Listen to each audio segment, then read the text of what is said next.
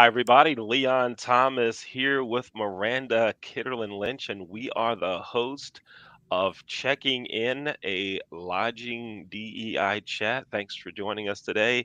Miranda, hi, how are you? I'm good. How are you? Everything is groovy and outstanding. We're rocking on, having a great day.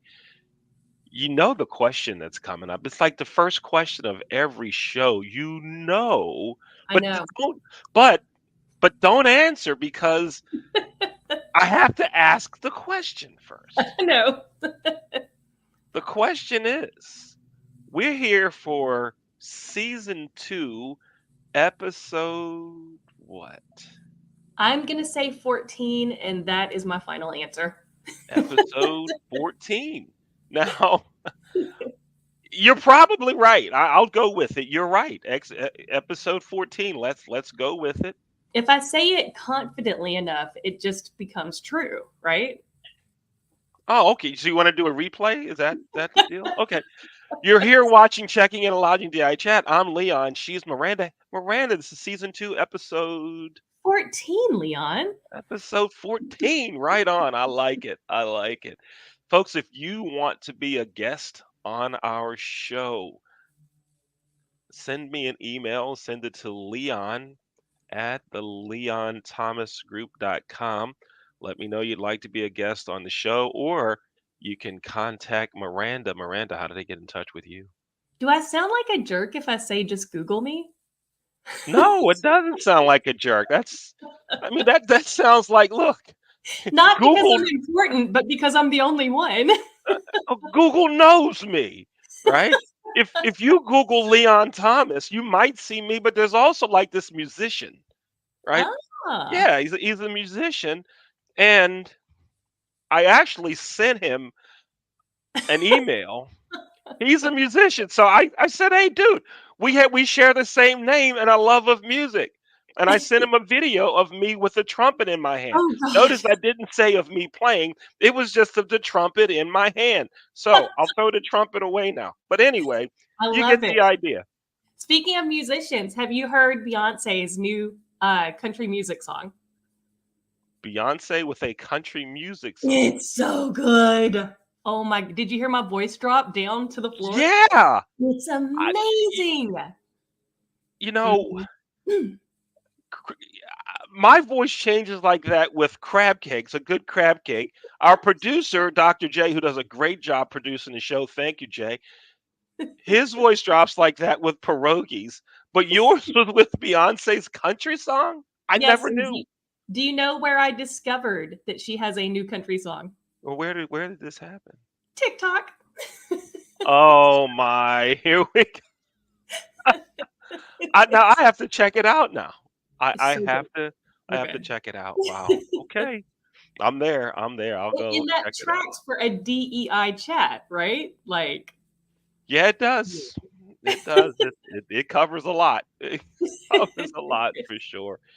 We have another great guest today. Miranda, tell us about our guest on today's show. yes, I'm so excited that she could join us. She is a PhD student at Penn State studying some really cool stuff in this space. And I actually got to meet her when she was a master's student. So we've known each other for quite some time. Love seeing her grow, and just the things that she's doing are just so interesting to me. It's Miss Sydney Pons. Hi. Hi. Hi, everybody. Hey, Thank you so Sydney. much for taking the time. Thank you guys so much. And thank you for inviting me to be on this amazing podcast. I'm excited to Thanks, be a guest. thanks for being with us. Now, I want to tell everyone this. If you want to know if LinkedIn is actually a real thing, if it works, if it's powerful, if the connections grew through LinkedIn, the answer is yes. I met Miranda through LinkedIn. And Sydney, I met you through LinkedIn. All right. You So, did. and at the time, I didn't know that you knew Miranda. And look at that, all those mutual connections, and it's real, folks. So I'm just saying, if you're skeptical about the power of LinkedIn, please stop. It's Oh, actually good stuff. Absolutely. This is the time for LinkedIn to jump in and sponsor the show now. Yes. Absolutely. Yes, and watch this will be the one that their algorithm says, "No, no, no, we're not gonna display this one. Not many people are gonna see this when you watch. This will be the one that gets like 2 views." All right? Because we actually use their name and say good things about them. LinkedIn, we love you. We do. Actually, Well, we're exactly. teaching your foundations in classes across America. Yes, yes. So,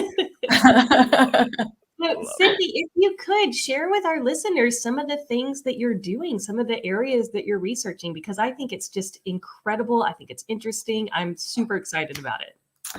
Thank you so much. I would love to share. I think I need to give just a little bit of a background of why I'm here and what my experience is that even informs me of what I do, which is I spent about half a decade in hotel management across Western United States, in really kind of that mid-level limited service, majority entry level labor market.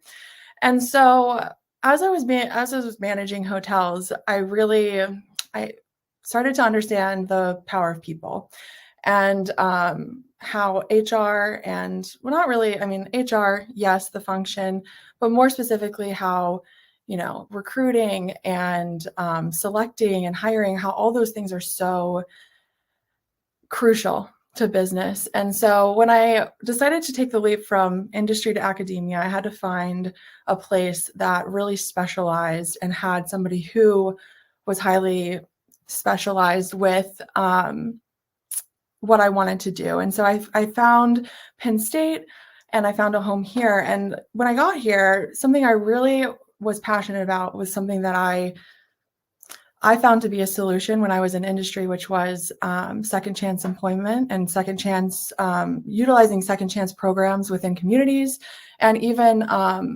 working with correctional facilities to reintegrate released individuals into work. And so as I kind of dive down that academic avenue of how do I make impact academically, I realized that a way to get multiple voices into the people at the top, so to speak, is through this thing that we do, which as it stands right now, is sometimes just a checkbox item, but is this DEIB training. And so once I started thinking about diversity training and how to better not only make that better, but also include justice impacted individuals into the discussion, I realized there's a lot of voices missing in that training. And I started to think about all these things that I experienced at work and managing employees and all these different background characteristics, these diversity attributes that really impact the way that we show up and we interact with groups. And so I've really been focusing now on a diversity training that's underlying message is about intersectionality and how that impacts how our group dynamics at work and also how we manage our staff. Yeah. That's fantastic. And you said so much there that I Oh, love. I'm sorry. No, in a good way. Like it's hard to pick like where I want to go first. But justice impacted individuals, that's a really powerful statement, because I think about drug laws today, for example, and they're very different than they were, let's say, 20 years ago, right? And I can only imagine how many people are still in jail for very minimal nonviolent crimes related to drug possession. And I think it's so important that there be research and conversation for second chances. Maybe even more important that there be research and conversation about reversing some of those decisions. Yeah, well, and most definitely. But, in our kind of wheelhouse of impact, that's definitely something that I realized, was a big realization when I was in industry and then when I got to academia, seeing the numbers behind it. Right now, 1 out of 3 Americans has some sort of criminal record. We have over 2.5 million people currently incarcerated. We have the highest incarceration rate in the world. And yeah, so that was something that I wanted to come in and to speak on your point about drug laws, because that was one of the other big realizations that I had, was that, for lack of better words, and just to be honest, and of where I was when I was in my early 20s, is I thought everybody was in prison for hard crimes or going to jail for, criminalistic activity. And then I quickly realized that these were just people just like me that got caught, if I'm speaking honestly. And I really started to reevaluate my own value system. I mean, that's what these kinds of choices make you do. And when I got here and really digging into the statistics of it all, realizing that 60% of crimes in America, about 60%, a little bit over, are drug related. And usually, for me, in my perspective, drug use and substance use disorder is a mental health issue and requires rehabilitation and not incarceration. And so we're really just snowballing a problem that's going to face our industry, our entry level labor market. Yeah, absolutely. And I love, Leon, I promise you this all has to do with DEI and lodging chats, because our industry is absolutely known to be a second chance industry. And you can go from being incarcerated to being a general manager, right? We have that beauty of our industry that allows for people to make it wherever they want to be. So yeah, that resembles one of the first people of impact for me, which was one of my first employees who came straight after being released from prison. And I ended up hiring her as a housekeeper, but she ended up training to be an AGM of that property for when I departed. So, it's an industry that we can have upward mobility based on work performance and building trust with the organization. Yeah, Yeah, so true, absolutely. so true. You both of you may be familiar with Craig Poole. Craig's the president of Reading Hospitality, and his hotel is the DoubleTree in Reading, Pennsylvania. And Craig, a lot of people learned about Craig at the DoubleTree. I think these hotels been there 6 or 7 years or so, and he's a second chance employer. But not only does he hire those who need second chances because of incarceration, he also is a first chance employer. He hires folks that may have special needs. He brings them into his hotel as well. But now Craig received his notoriety there at the DoubleTree, but he's been doing that for a long, long time. Craig hired me into the hotel business at a Hampton Inn near the Pittsburgh airport. Now, I wasn't a second chance employer. I was really like a sad case. Give this kid a chance. He doesn't know what he wants to do. Give him something. And Craig, he later said to me, he said, yeah, I just kind of liked the jacket you had on when you came for the interview and figured you needed a chance if you were wearing something like that. He said, I liked the jacket, but it didn't look good on you at all. It was like a light blue blazer. It was sad. It was really bad. But it's the only one I had. All right. So, but Craig gave me my start in the hotel business. And he's been doing that, giving people chances forever. And I know there are more people like Craig that are doing that. We just don't hear about it. And it's something that sometimes we don't talk about either. I've been in meetings where the general manager whispers and says, "Yeah, the guy that's working as a server right now, he just got out of jail 3 weeks ago. Shh, but don't tell anybody." Instead of, "Yeah, this guy, he's doing a great job. He's turning his life around." We don't really send that message. So I'd like to see us, send that message because our industry provides so many opportunities for folks to really make it. So, Sydney, in your research, when you talk about the training that's needed, tell us some about that training. And we all know what's going on now. It's check a box, you were there, sign the sheet that says you were there, but there has Mhm. to be more to it. What are your thoughts on what's needed? Tell us some about what you're proposing and what you'd like. Yeah, yeah. Well, a couple different avenues here. So you're right. We know what's happening currently, which is oftentimes an online format, oftentimes a requirement, checkbox item, compliance measure. That's not everywhere. There are, in-person sessions, but what I think is lacking here, and what I'm seeing in the body of literature, but also just what I know from intuitive experience and industry experience, is a lack of focus in the message, a lack of relevancy, and the mode of training has to be engaging and participatory. And so that's really kind of where I started thinking of what's an intervention that can hit all of that, that's going to be highly relevant to the job. So something that I can actually take with me to work, or for the sake of doing it with students, of which I do a lot. What can they learn for managing? That's highly identical, having identical elements to real life. And yeah, it has to be fun. I mean, for lack of better words, it has to be fun, something you remember, something that is participatory. We're collaborating.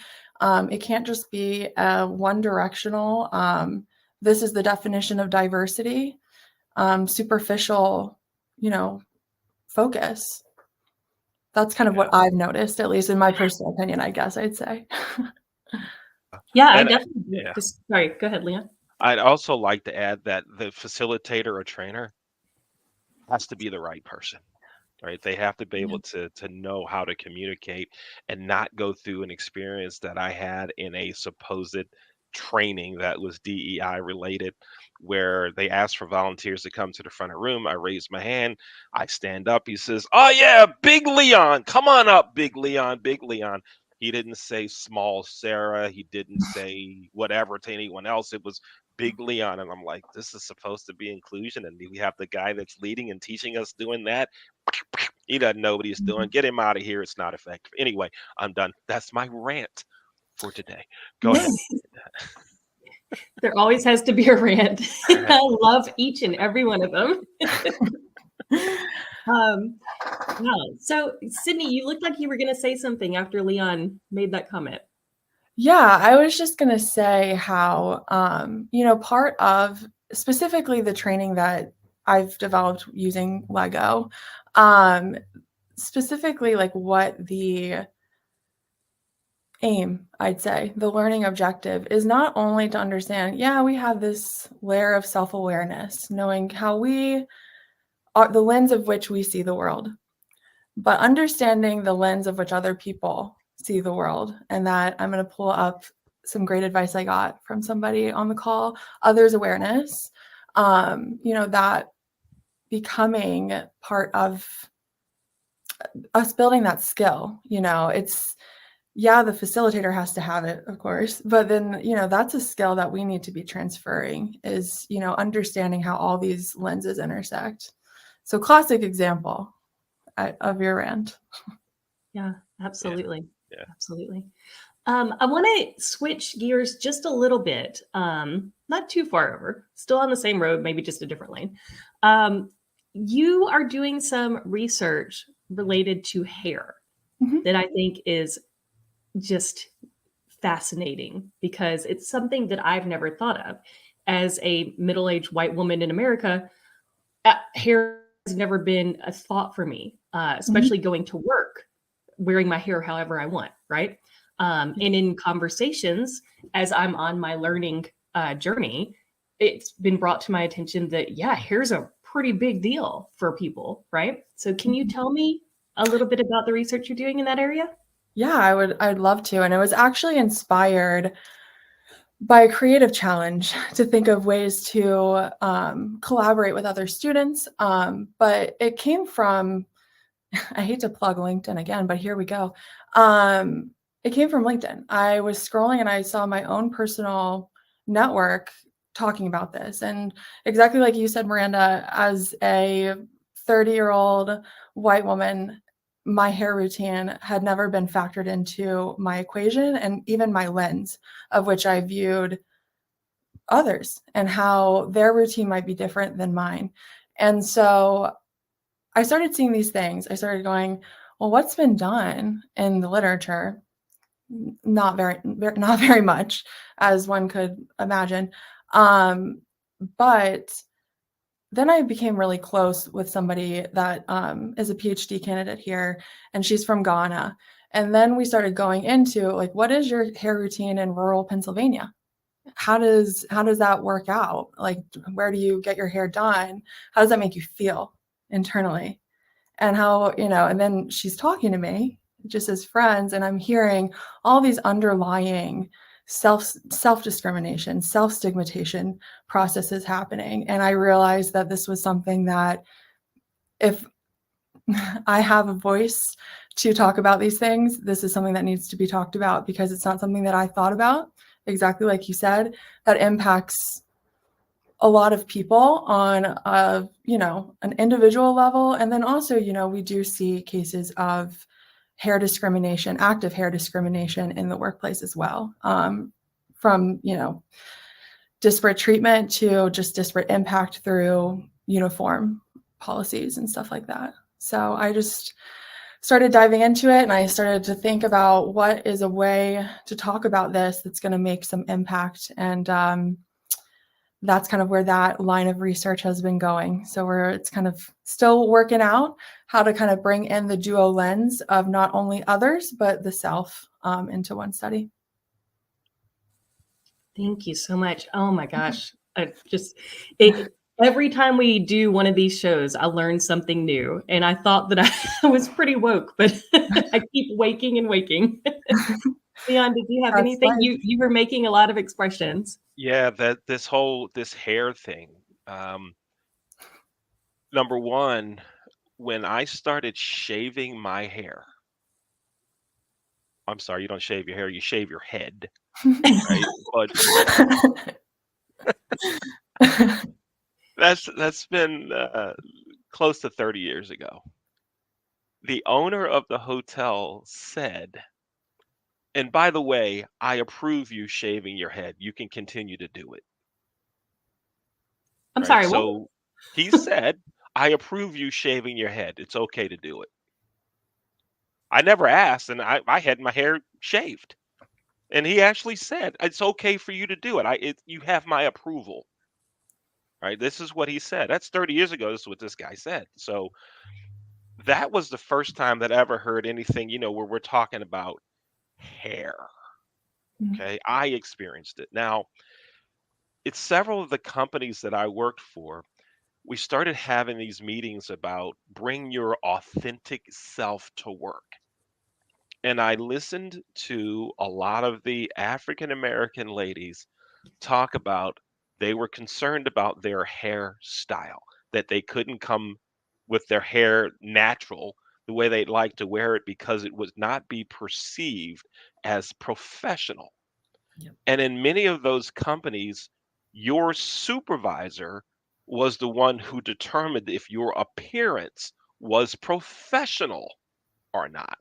There wasn't a guideline that said it can't come below your ear, your neck, or whatever. It was your boss can decide if it's professional. And so the boss could say, your hair isn't, so you have to change it, right? And even with beards, right? Mhm. Is this professional?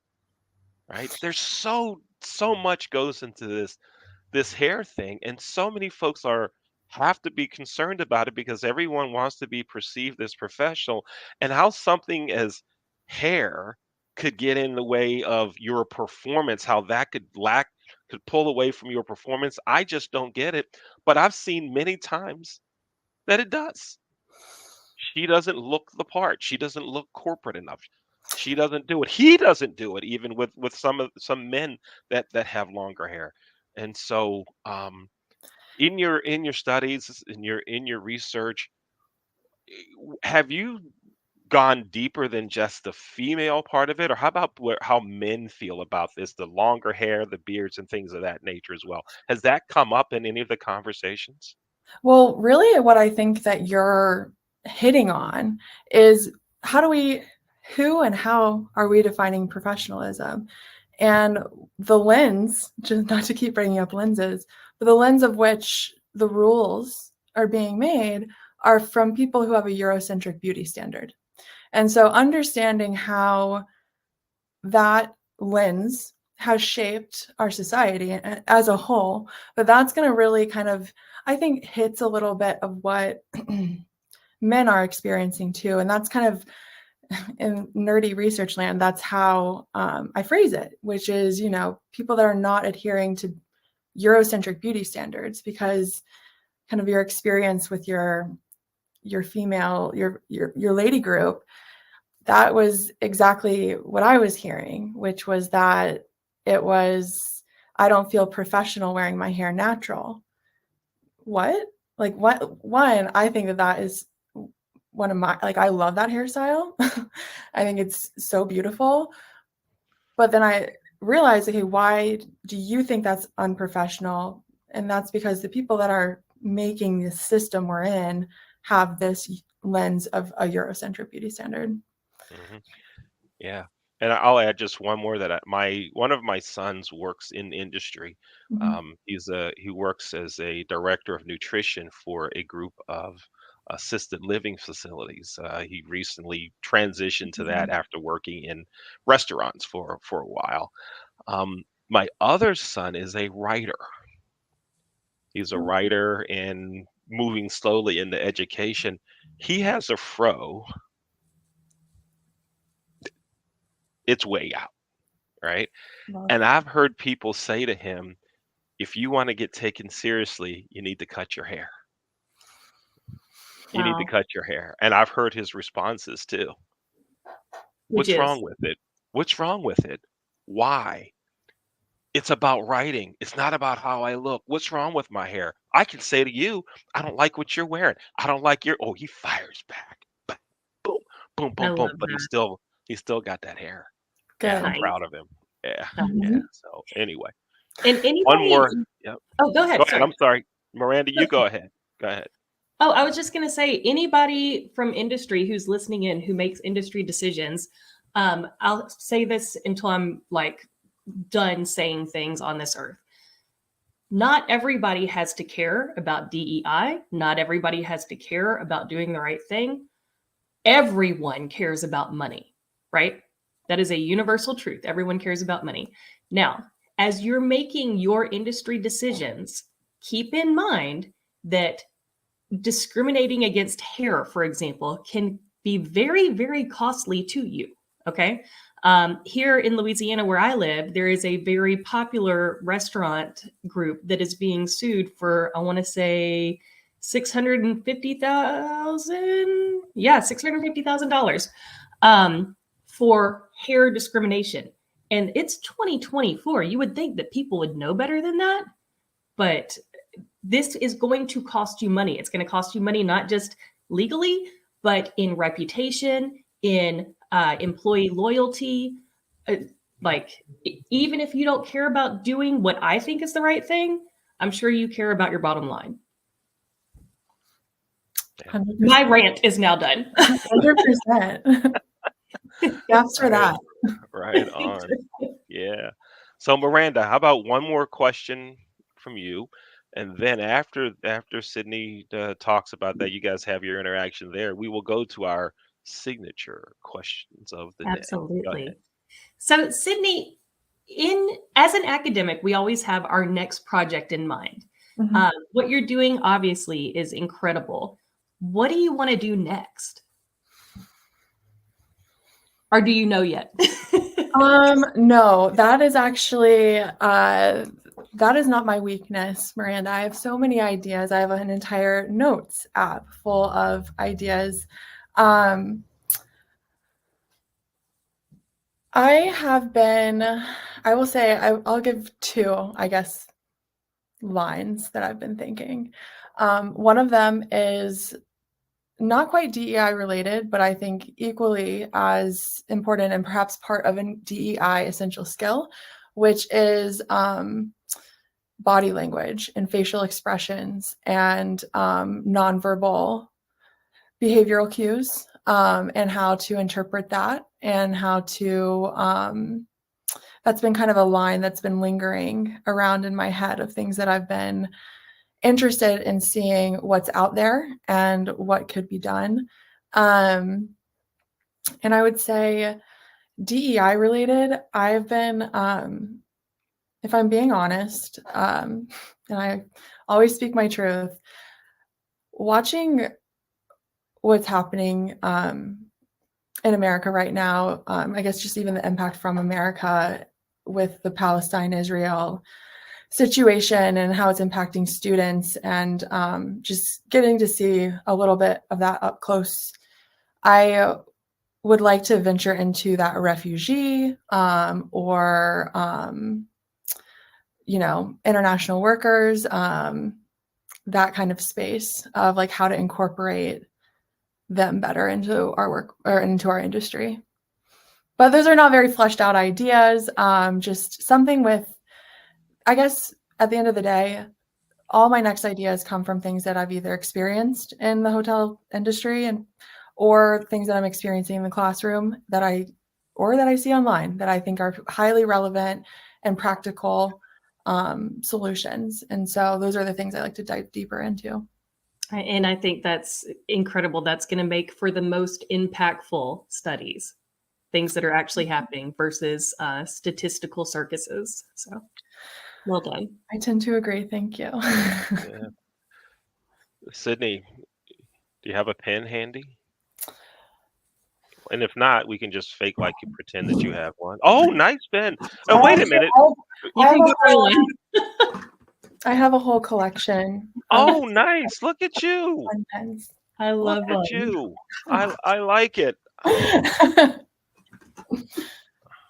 Oh, I love that one so much. Oh, none of mine are as fancy. It's so first, though, before we get to the pens, I love the lizard. Well, thank you so much. Her name is Brenda, and she's my companion today. I'll tell you that. Right on. Right Well, on. Brenda's rocking it. Brenda may have stolen the show. She tends to do that. I taught this morning, so I figured, if I was teaching about conditioning formatting in Excel, so I had to really, jazz up the outfit to get that interaction going. I don't know what you're talking about. I've never been more excited than to talk about Excel programming. to go over all the features of the conditional formatting button. It's fun. Right. I got my pen. Okay. Here we go. On 3, go ahead and sign. Let's see your signature. Here we go. It is now time for the signature questions of the show. 1, 2, 3, signatures. Sydney, the first signature question of the show, and there will be 2 signature questions. I'll give you one. Miranda will give you the other.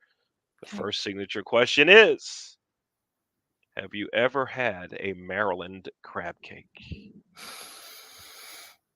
I already know your love for crab cakes, so I hate to say I've never had one. I've been to Baltimore, but I've never had one. No. Your love of crab cakes is international. I've heard you talk about it before. I already know of your love of crab cakes. What's that, Miranda? It's gone international. It's gone. It is here. It's here. The love of crab cakes. Wow. Can't wait to see you on a commercial. Now, I'll have to get the team to produce one. Right? We'll do that. We'll produce a commercial. Dr. J, can you give us 30 seconds of our commercial roll? Can you go ahead and do that now, please, Dr. J? Give us 30 seconds of that. 15 seconds. 15. Renting is everything. It's style at All your right, doorstep. that's enough right there. Thank you. We'll get the team to do a commercial with me and a crab cake, right? Yes. And Miranda, we'll have you on. Sydney, you're on it too. I Okay. already know of your love of crab cakes. And Miranda will say, it's gone international. Then we'll go through the piece. We'll do that. But how did you come to Baltimore and not have a crab cake? That's a good question. Well, if you want to know the ins and outs of it, I actually did an alternative spring break in Baltimore where I lived. We had the experience of being unhomed. So I lived in a church and I worked every day. It was a university program. So that was my Baltimore experience, was actually being in that, not eating crab cakes. We were budgeting off of $50 per week. Yeah. Wow. Yeah. So now we have to have you back on the show, or even just a private conversation to hear more about that. That's wow. Wow. It was a Yeah. life-changing experience. I was really lucky that my undergraduate, East Carolina University, had partnerships with Go AmeriCorps. Pirates. Yeah, go Pirates.